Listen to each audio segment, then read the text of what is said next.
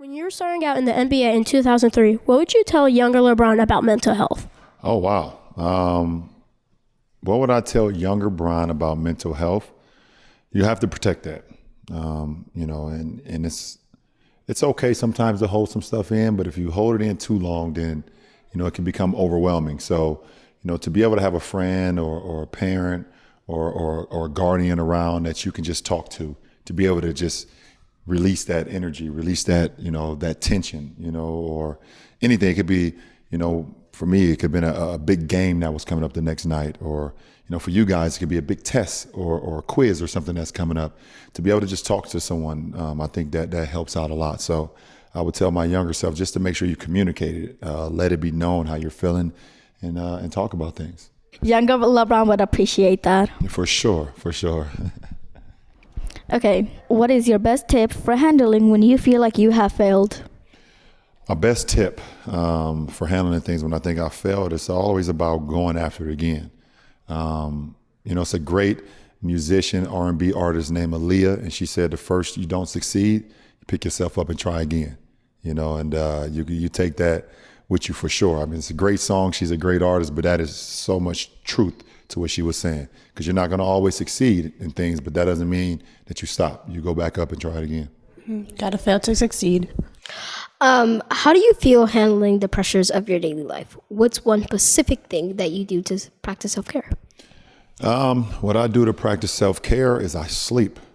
I love to sleep. I have to get my 8 hours of sleep, 8 hours plus.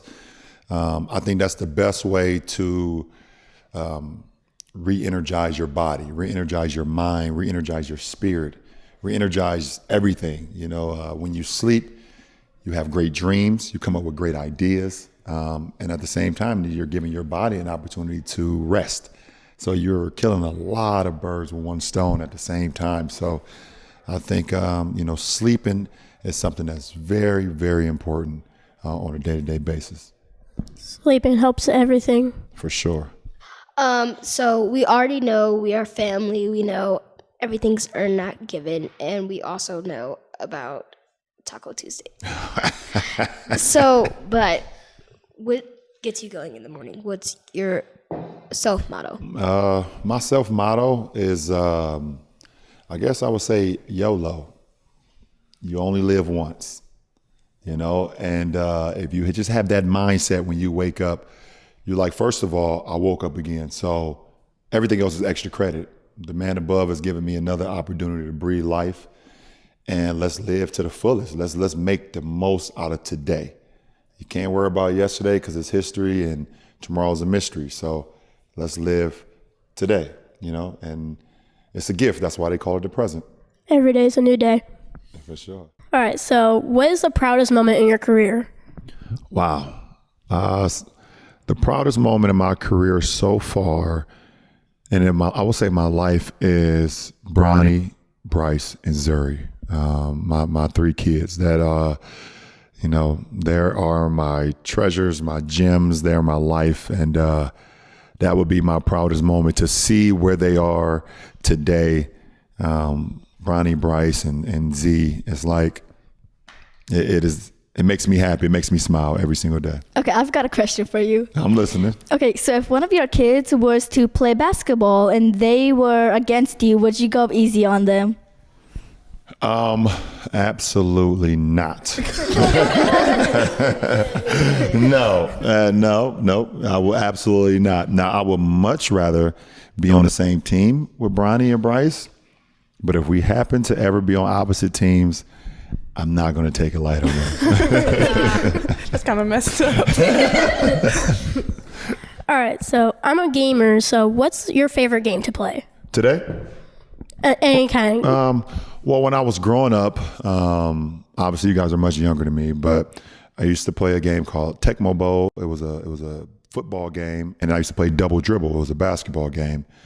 As I started getting a little bit older, there was a game on Nintendo 64 called 007, and it was basically James Bond, and it was, shooting and things of that nature, and it was really, really cool. I loved playing those type of games. Now today, it will probably be Madden. I love football, and I'm playing Madden 23 right now. I can't wait. After I'm done with you guys and this great podcast that you guys got going on, I'm going home and I'm going to get on my game and play Madden 23. Of course you are. Yeah, absolutely. Maybe you can give me your gamer tag and we can teach you something. No, I appreciate that up top. Aren't you on the cover of 2K21 or 2K22? I'm on the cover of one of those. I don't remember which year it was, but I've been on the cover of 2K. It's a good game as well. Okay, now back to me. Why is it important for young people like us to help our own communities? What is your favorite part about giving back to our community? I personally think that it's only important to you if you feel it. I think a lot of people give back to their communities because they want to see people talk about it or get written up in a newspaper. They want the headline of it. I think for me personally, I never cared if it was one write-up. I never cared if it was one person talking about it. I never cared about a news clipping or a magazine cover. I only cared about the families and the kids that we were helping. And that's all that mattered. And the conversation that we have as a family, throughout our community. So if it's something that you're passionate about, then I think it's something that you should do. But if you're not passionate about it, I think people are going to see it and be like, well, they're just doing it just to do it. So that would be me. That's great. To be honest, this is really good. I appreciate it. What do you hope young people take away from your legacy as an athlete and a community leader? I will hope that people take away that because I was able to play the game at such a high level, that none of that mattered to me because my legacy off the floor was more impactful, and I know you guys are young, but if you ever want to look up an unbelievable athlete, but his impact was so much greater than what he did inside the ring. His name is Muhammad Ali.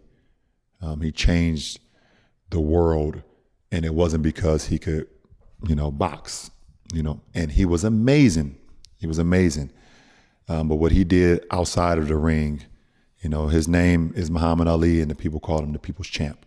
And I thought that's something that resonates with me. He's somebody who inspires me to be who I am off the floor. So hopefully my impact is much more greater than me actually playing the game. That's great. That's nice. Thank you. Well, there you have it. You have it from the LeBron James. Thank you for spending time with us, Mr. James.